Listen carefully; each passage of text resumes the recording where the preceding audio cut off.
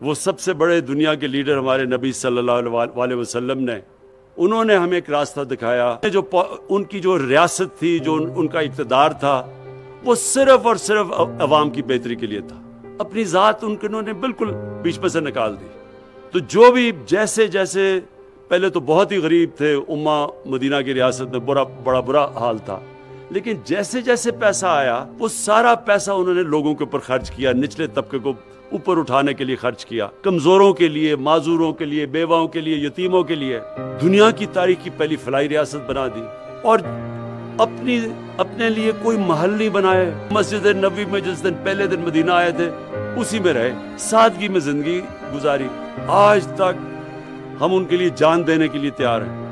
آج تک ہم ان سے اتنی عشق کرتے ہیں، ہمارے دلوں میں وہ بستے ہیں. ساری زندگی آنے والی دنیا کے لیے انہوں نے بتا دیا کہ اصل میں اقتدار جب آپ کو ملتا ہے تو کتنی بڑی ذمہ داری ہے آپ کی. اور ہر آدمی، جس طرح جب حضرت عمر خلیفہ بنے تو انہوں نے کہا کہ اگر ایک کتا بھی میری ریاست میں بھوکا مرتا تو میں ذمہ دار ہوں. مطلب یہ کہ جو غربت ہے، جو لوگ تکلیف میں ہیں، یہ بہت بڑی ذمہ داری ہوتی ہے اقتدار میں آنے والے لیڈر کے لیے. چیز سمجھنی چاہیے. ایک ملک کبھی بھی ایک عظیم ملک نہیں بن سکتا جس ملک کے اندر انصاف نہیں ہوتا، قانون کی بالادستی نہیں ہوتی. یہ بڑا ضروری ہے آپ کو اس چیز کو سمجھنا. خوشحالی اس قوم میں آتی ہے جس میں طاقت ہوتی ہے انصاف کرنے کی. اور قانون کی بالادستی کا مطلب کیا ہوتا ہے؟ یہ بھی ہم سنتے رہتے، قانون کی بالادستی، آئین کی بالادستی. قانون کی بالادستی کا صرف ایک مطلب ہوتا ہے کہ طاقتور کو قانون کے نیچے لے کے آنا، کمزور اور طاقتور قانون کے سامنے ایک برابر ہونا.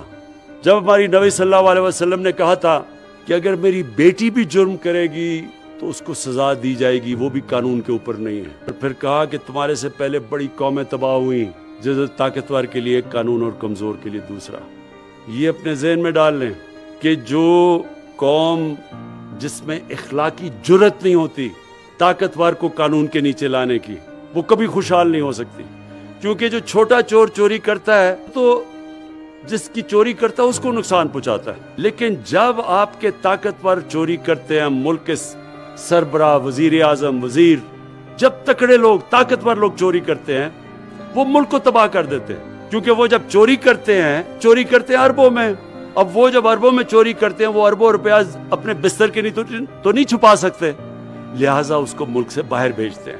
یہ ہمارا ہی نہیں، یہ ساری دنیا کے اندر غریب ملکوں کی یہی داستان ہے. جو دنیا میں مقروض اور غریب ملک ہے اس کو اٹھا کے دیکھ لیں، ان کے بھی طاقتور لوگ، ان کے وزیر اعظم، ان کے صدر، وہ ملک سے پیسہ چوری کر کے باہر لے کے جاتے ہیں. ان کے بھی بڑے بڑے محلات ہیں مغربی کیپٹلز کے اندر، لندن میں، نیو یارک میں، فرانس میں. تو جب تک ایک معاشرہ ان لوگوں کو قانون کے نیچے نہیں لے کے آتا، ان کا احتساب نہیں کرتا، چھوٹے چھوٹے لوگوں کا احتساب کرنا، پٹواریوں کا اور یہ تھانے دار، اس سے کوئی فرق نہیں پڑتا. ہماری نیب 20 سال سے چل رہی ہے، کیا کرپشن کم ہوئی ہے پاکستان میں؟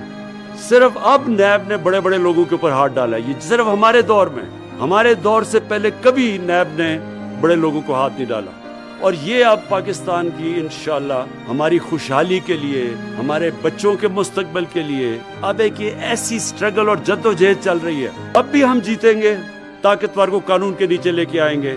وہ ملک بنے گا جو آج سے 70 سال پہلے بننا چاہیے تھا، جو آج سے 50 سال پہلے بن رہا تھا. یہاں تیزی سے، ہم سارے علاقوں میں ہم سب سے تیزی سے اوپر جا رہے تھے. میں تو ایک ڈیموکریٹ ہوں، میں تو کبھی بھی کسی ڈکٹیٹر کی حمایت نہیں کر سکتا، لیکن مجھے افسوس سے کہنا پڑتا ہے کہ جو تب جس تیزی سے ڈیولپمنٹ پاکستان میں ہو رہی تھی، ہمیں یاد ہے وہ دن جس تیزی سے ہمارا ملک اوپر جا رہا تھا.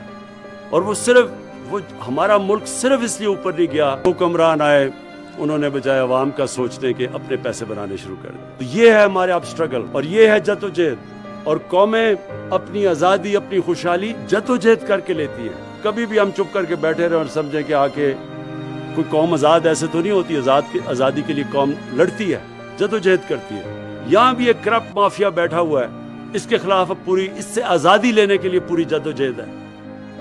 اور انشاءاللہ میرا یہ ایمان ہے کہ اللہ نے میری ٹریننگ ہی کروائی ہے مقابلے کے لیے ان چوروں کو ہرانے کے لیے انشاءاللہ۔